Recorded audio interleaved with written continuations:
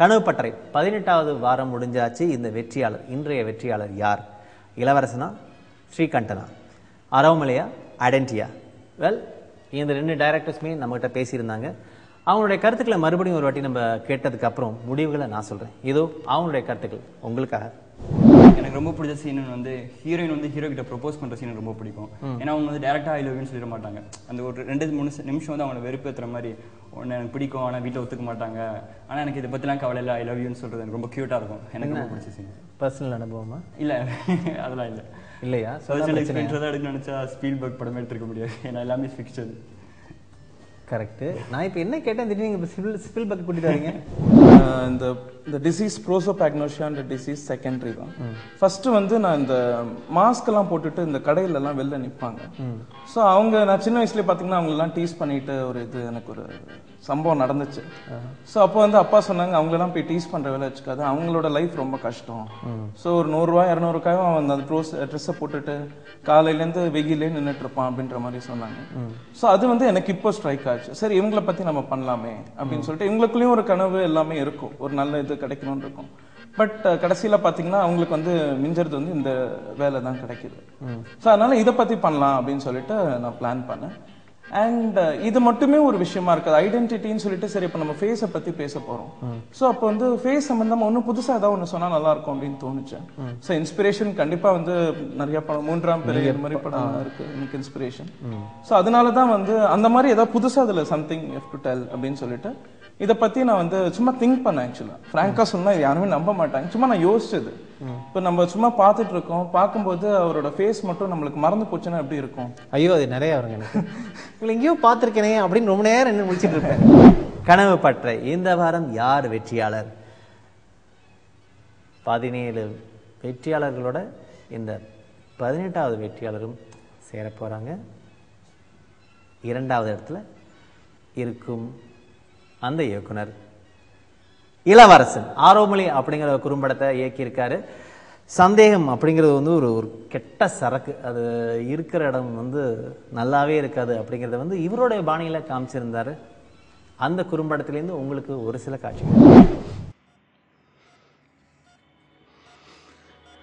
பிராக்டிகலா சொல்ற நிஷா, நீ செத்தா நானும் செத்துருவேன் நிஷா.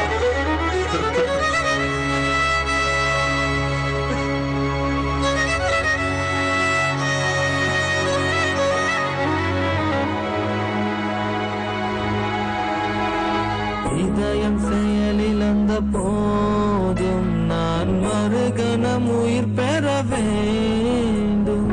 காதல் கொண்ட இந்த நெஞ்சம் உன் தரிசனம் கிடைத்திட வேண்டும். உடல் 2ஆன போதிலும் ஒன்றாக வேண்டும். இறைவா வரம் ஒன்று வேண்டும். உடல் 2ஆன போதிலும் ஒன்றாக வேண்டும். இறைவா வரம் ஒன்று வேண்டும். கனவு பற்ற இந்த வார மகத்தான வெற்றியாளர் ஸ்ரீகண்டன். ஐடென்டிட்டி அப்படிங்கிற ஒரு குறும்படத்தை இயக்கியிருந்தார். அவர் பேசின விஷயங்கள் பயங்கர மச்சோர்டா இருந்துச்சு. அதாவது முகமே அடையாளம் தெரியாம போற ஒரு நோய். அந்த பையனுக்கு அவங்க அப்பாவோட முகம் கூட தெரியாது. அவங்களுடைய வாசம், அவருடைய ஆடை, அவருடைய உருவம், இதெல்லாம் வச்சு தான் வந்து அப்பாவை அடையாளம் கண்டுபிடிக்கிறாங்க. அவங்களுக்கு வந்து அந்த மாஸ்க், ஒரு முகமூடியை பார்த்தா அடையாளம் தெரியுது. அந்த மாதிரி ஒருத்தனை நட்பு வச்சுக்கிறாங்க. அவனுக்கும் அந்த பெர்ஃபார்மருக்கும் வந்து ஒரு நட்பு தேவைப்படுது. ஏன்னா அவனை யாரும் பார்க்க மாட்டேங்கிறான், அவன் முகம் ரொம்ப அசிங்கமா இருக்கு. எல்லாருக்குமே உலகத்துல ஒரு இடம் இருக்கு அப்படிங்கிறத வந்து இதை விட அழகா எப்படி காட்ட முடியும் தெரியல. இருக்க வாழ்த்துக்கள். இந்த குறும்படத்திலேருந்து உங்களுக்கு ஒரு சில காட்சிகள். அது ஃபேஸ் பிளைனஸ்ன்னு கூட சொல்லலாம். ஒரு குழந்தை பிறந்து 1 வருஷம் வரைக்கும் அதுக்கு எல்லாமே பார்க்க முடியும். அதுக்கப்புறம் ஒரு சில நியூரல் டிஸார்டர்னால அதுக்கு ஃபேஸ் மட்டும் தெரியாது. என்னோட ஷர்ட், வாய்ஸ், ஸ்மெல் இதெல்லாம் வச்சு தான் என்னையே அவன் ரெக்கக்னைஸ் பண்ணுறான். ஒரு ஆப்ஜெக்டால் செஞ்சதா தான் அது ஃபேஸ்னே அவனுக்கு தெரியும். புரியல சார். ஒரு நிமிஷம். இது பாருங்க, இது ஃப்ரூட்ஸால செஞ்சிருக்கனால தான் இது ஃபேஸ்னே அவனுக்கு தெரியும். இதுவே நார்மல் ஸ்கின்னாக இருந்தால் அவனுக்கு தெரியாது. அதனால தான் உங்கள் மாஸ்கை பார்த்து அவன் அட்ராக்ட் ஆகிருக்கான். ஆக்சுவலி பிரெயினில் ஃபேஸை ரெக்கக்னைஸ் பண்ணுறக்கு ஒரு இடம் இருக்குது. அது சரியாக ஒர்க் பண்ணலைன்னா அதுதான் ப்ரோசோபாக்னோசியா. எனிவே அவனை சிரிக்க வச்சதுக்கு ரொம்ப தேங்க்ஸ். சிவா, டைம் ஆச்சு, கிளம்பு.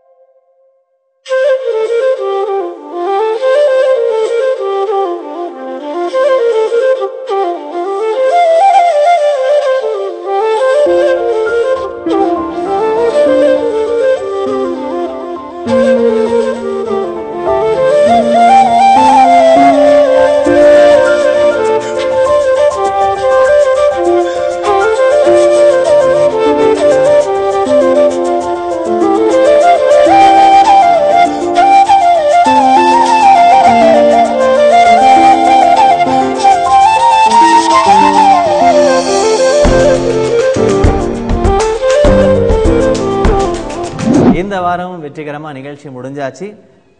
இன்னும் ஒரு வாய்ப்பு இருக்கு வெற்றி அடைஞ்ச குறும்படத்தை பார்க்கறதுக்கு. நாளைக்கு நம்ம நிகழ்ச்சியில் அந்த குறும்படம் இடம்பெறும். பார்க்க மறந்துடாதீங்க.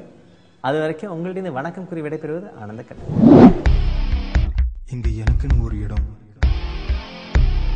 இது என்னோட நம்பிக்கை.